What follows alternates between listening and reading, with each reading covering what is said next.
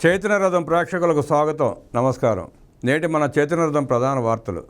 తీరిన 4 దశాబ్దాల కళ.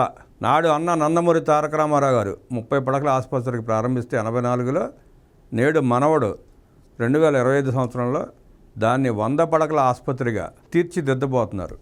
దేశానికే ఆదర్శంగా ఆ 100 పడకల ప్రభుత్వ ఆసుపత్రిని తీర్చిదిద్దుతానని నిన్న శంకుస్థాపన సందర్భంగా మంగళగిరి ప్రజలకి నారా లోకేష్ గారు హామీ ఇచ్చారు. మంగళగిరిలో నిర్మించనున్న 100 పడకల ప్రభుత్వ ఆసుపత్రిని భారతదేశానికి ఆదర్శంగా తీర్చిదిద్దామని మంత్రి నారా లోకేష్ పేర్కొన్నారు. ఎన్నికల హామీ ఇచ్చిన విధంగా మంగళగిరి సమీపంలోని చినకాకాని వద్ద 100 పడకల ఆసుపత్రి నిర్మాణానికి మంత్రి లోకేష్ శంకుస్థాపన చేశారు. శంకుస్థాపన ప్రాంగణానికి చేరుకున్న మంత్రి లోకేష్కు కూటమి నేతలు, అధికారులు ఘన స్వాగతం పలికారు. 100 పడకల ఆసుపత్రి సాధన కమిటీ ఆధ్వర్యంలో ప్లకార్డులు చేతబోని మంత్రి లోకేష్కు స్వాగతం పలికారు. అనంతరం మంగళ వాయిద్యాలు, వేద మంత్రోచ్చరణల మధ్య కూటమి నేతలతో కలిసి లోకేష్ భూమి పూజ చేశారు. ఈ సందర్భంగా ఏర్పాటు చేసిన భవన నమూనా చిత్రాలను పరిశీలించి నేతలకు వివరించారు. కూటమి నేతలతో కలిసి శిలాఫలకాన్ని ఆవిష్కరించారు. 1984లో స్వర్గీయ అన్న నందమూరి తారక రామారావు వైవీసీ యార్లగడ్డ వెంకన్న చౌదరి క్యాన్సర్ ఆసుపత్రి నిర్మాణానికి శంకుస్థాపన చేసిన సందర్భంగా ఏర్పాటు చేసిన శిలాఫలకం వద్ద మంత్రి నారా లోకేష్ సెల్ఫీ దిగారు. ఈ సందర్భంగా మంత్రి లోకేష్ మాట్లాడుతూ 100 పడకల ఆసుపత్రి మంగళగిరి ప్రజల 3 దశాబ్దాల కళ అన్నారు. ఆ కళను నెరవేర్చే అవకాశం మనకు వచ్చింది. అందరి సహకారంతో ఆసుపత్రిని నిర్మిస్తాం. 1984లో మంగళగిరి పట్టణంలో 30 పడకల ఆసుపత్రి, ఈ ప్రాంగణంలో క్యాన్సర్ ఆసుపత్రికి ఆనాడు విశ్వవిఖ్యాత నట సార్వభౌమ స్వర్గీయ నందమూరి తారక రామారావు శంకుస్థాపన చేశారు. 4 దశాబ్దాల క్రితం ఆయన శంకుస్థాపన చేసి మంగళగిరి ఆసుపత్రిని కూడా నిర్మించారు. అందులో లక్షలాది మందికి వైద్యం అందించారు. మంగళగిరి 30 పడకల ఆసుపత్రిని 100 పడకల ఆసుపత్రిగా మార్చాలని ఇక్కడ ప్రజలు నన్ను కోరారు. ఆసుపత్రి కోసం పోరాడి సాధించుకున్న కమిటీ సభ్యులు కూడా నన్ను కలిశారు. ఇప్పుడున్న స్థలంలో కాకుండా ప్రజలకు మెరుగైన వైద్య సేవలు అందించేందుకు సువిశాల ప్రాంగణం ఉండాలనే ఆలోచనతో ఈ ప్రాంతాన్ని ఎంపిక చేశామని మంత్రి లోకేష్ తెలిపారు. 100 పడకల ఆసుపత్రి నిర్మాణంపై అనేకసార్లు సమీక్షించి ప్రతి విషయాన్ని క్షుణ్ణంగా అధ్యయనం చేసిన తర్వాతే భవన నమూనాలు ఖరారు చేశాం. ప్రైవేట్ ఆసుపత్రులకు ధీటుగా ఈ 100 పడకల ప్రభుత్వ ఆసుపత్రిని తీర్చిదిద్దుతాం. జోనింగ్, స్టాఫింగ్, మెరుగైన సౌకర్యాలు అందిస్తాం. రాజధాని అమరావతి పనులు కూడా ప్రారంభమయ్యాయి. ఈ ఆసుపత్రికి రద్దీ కూడా బాగా ఉంటుంది. ఆర్థో, డయాలసిస్ సెంటర్ వంటి వాటిని అందుబాటులోకి తీసుకువస్తాం. తలసేమియా చికిత్స విభాగం, డి అడిక్షన్ సెంటర్ను కూడా ఏర్పాటు చేస్తాం. కూటమి ప్రభుత్వం ఏర్పడిన తర్వాత ముఖ్యమంత్రి చంద్రబాబు ప్రతి నియోజకవర్గంలో 100 పడకల ఆసుపత్రి నిర్మించాలని నిర్ణయించారు. అందులో భాగంగా 2వ కేబినెట్ మీటింగ్లోనే మంగళగిరికి 100 పడకల ఆసుపత్రిని కేటాయించారని మంత్రి లోకేష్ చెప్పారు. ఒక నిర్ణయం జీవితాన్నే మార్చేస్తుంది.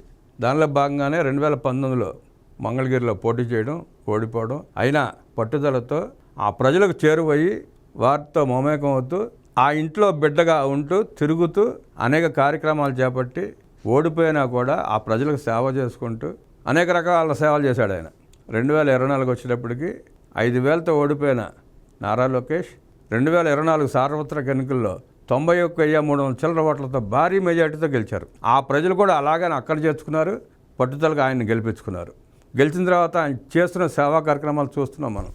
మహానాడు కాలనీవాసులకు రిటర్నింగ్ వాళ్ళు కానివ్వండి, ఇళ్ల పట్టాలు కానివ్వండి.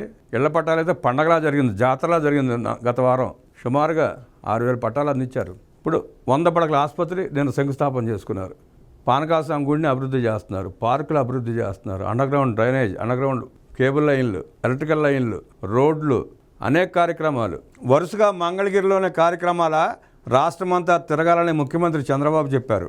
రాష్ట్రమంతా తిరగమని ముఖ్యమంత్రి గారు చెప్పినా నా మొదటి ప్రాధాన్యత నన్ను భారీ ఆధిక్యతతో గెలిపించిన నా మంగళగిరి ప్రజలకి అని చెప్పి మంత్రి స్పష్టంగా ముఖ్యమంత్రి గారికి చెప్పారని చెప్పి ఇక్కడ ఆ ప్రజలకు వివరించారు ఆయన. అంతే కదా, ఆయన మీద నమ్మకంతో అంత భారీ ఆధిక్యంతో గెలిపించిన ఆ నియోజకవర్గ ప్రజలకి సేవ చేసుకున్న తర్వాత రాష్ట్రమంతా తిరుగుతారు, రాష్ట్ర ప్రజలు కూడా సేవ చేస్తాడు ఆయన. గతంలో రచ్చబండలో ఇచ్చిన హామీలన్నీ నెరవేరుస్తున్నాం. ఇందులో భాగంగానే ఆసుపత్రి నిర్మాణం, మంగళగిరి లక్ష్మీ నరసింహస్వామి దేవాలయం అభివృద్ధి, భూగర్భ గ్యాస్, భూగర్భ వాటర్ పైప్లైన్, భూగర్భ పవర్ అందిస్తాం. దశాబ్దాలుగా ప్రభుత్వ స్థలాల్లో నివాసం ఉంటున్న వారికి శాశ్వత పట్టాలు అందిస్తున్నాం. ఇల్లు లేని వారికి ఇల్లు నిర్మించి ఇస్తాం. ఇవన్నీ యుద్ధ ప్రాతిపదికన చేస్తున్నామని మంత్రి లోకేష్ తెలిపారు. మంగళగిరి అన్ని రంగాల్లో నెంబర్ 1గా ఉండాలి. ప్రజలపై కూడా బాధ్యత ఉంది. ప్రభుత్వం చేపడుతున్న కార్యక్రమాలకు సహకరించాలి. మంగళగిరిని చెత్త రహిత నగరంగా నిలపాలి. మంగళగిరిలో 1000 టన్నుల చెత్త బయటపడింది. స్వచ్ఛతలో కూడా మంగళగిరి నెంబర్ 1గా ఉండాలంటే ప్రజల సహకారం కావాలి. పారిశుద్ధ్య కార్మికులు కూడా బాగా పనిచేస్తున్నారు. ఏడాది సమయం ఇస్తున్న తర్వాత నేనే కర్ర పట్టుకుని తిరుగుతా. ఎవరి ఇంటి ముందైనా చెత్త ఉంటే వారితో పాటు నేను కూడా చెత్త ఎత్తుతా. స్వచ్ఛత ఆరోగ్యంలో నెంబర్ 1గా ఉండాలంటే ప్రజల సహకారం చాలా అవసరం. మంగళగిరి ప్రజలకు డయాబెటీస్, హైపర్ టెన్షన్, కొలెస్ట్రాల్ చాలా ఎక్కువగా ఉంది. ఎన్టీఆర్ సంజీవని క్లినిక్ల ద్వారా ఈ విషయం తెలిసింది. ప్రతిరోజు వాకింగ్ చేయాలని ప్రజలకు చెప్పా. పార్కులు కావాలని అడిగారు. ఇటీవల ఎస్ఎల్ఎన్ పార్కును ప్రారంభించాం. మంగళగిరిలో 30 పార్కులు, చెరువులు అభివృద్ధి చేస్తాం. కళ్యాణ మండపాలు నిర్మిస్తామని మంత్రి లోకేష్ వెల్లడించారు.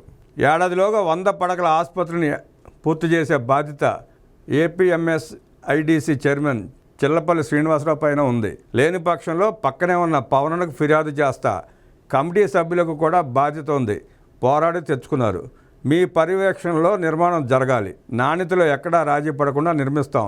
భారతదేశానికి ఆదర్శంగా 100 పడకల ఆసుపత్రిని తీర్చిదిద్దుతాం. మంగళగిరి ప్రజల 3 దశాబ్దాల కళ. ఆ కళను నెరవేర్చే అవకాశం మనకు వచ్చింది.